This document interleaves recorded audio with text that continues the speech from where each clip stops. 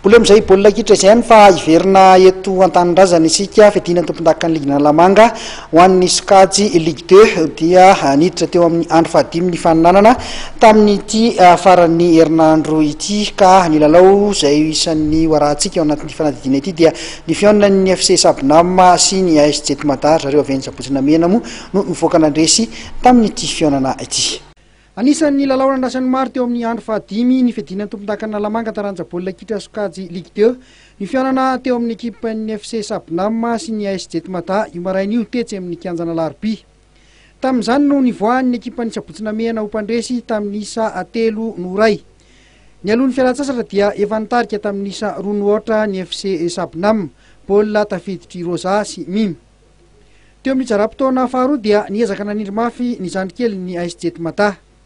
Nisy vokan'izany rehefa nanena ny elanelan'isa ihery. Nitady hirika anasalana ny isa hatrany izy ireo taorian'ny baolina voalohany tafidin'io. Ny FC Sabinam maindray nefa no nahazo ny isa fahatelo ny batan'ny fandresena rehefa nanapa-kevitra ny hanome penalty ho azy ireo ny mpitsara rehefa nahita ny fahatsony ny vodilara ny AS Jetmadar.